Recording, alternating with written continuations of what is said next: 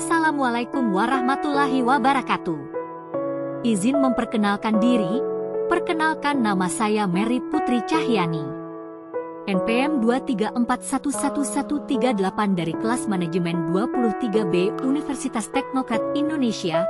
Di video kali ini saya akan membahas mengenai materi aplikasi biaya-biaya pajak.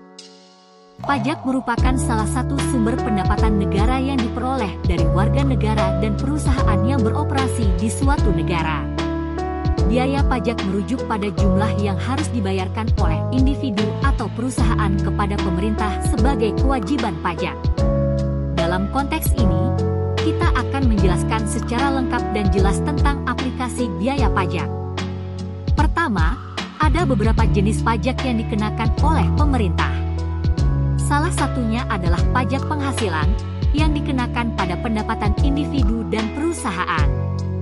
Aplikasi biaya pajak penghasilan melibatkan perhitungan dan pembayaran pajak berdasarkan tarif pajak yang berlaku dan jumlah pendapatan yang diperoleh. Selain itu, ada juga pajak atas penjualan atau konsumsi yang dikenakan pada barang dan jasa yang dibeli oleh individu atau perusahaan. Aplikasi biaya pajak penjualan melibatkan penambahan pajak atas harga jual barang atau jasa yang ditetapkan oleh pemerintah. Selanjutnya, ada juga pajak properti yang dikenakan pada kepemilikan properti seperti rumah, tanah, atau bangunan. Aplikasi biaya pajak properti melibatkan penilaian properti oleh pemerintah dan pembayaran pajak berdasarkan nilai properti tersebut.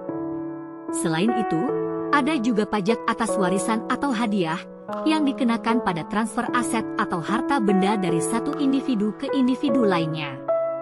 Aplikasi biaya pajak warisan atau hadiah melibatkan penilaian aset yang diwariskan atau diberikan sebagai hadiah dan pembayaran pajak berdasarkan nilai aset tersebut. Selanjutnya, ada pajak atas keuntungan modal yang dikenakan pada keuntungan yang diperoleh dari penjualan aset seperti saham atau properti investasi.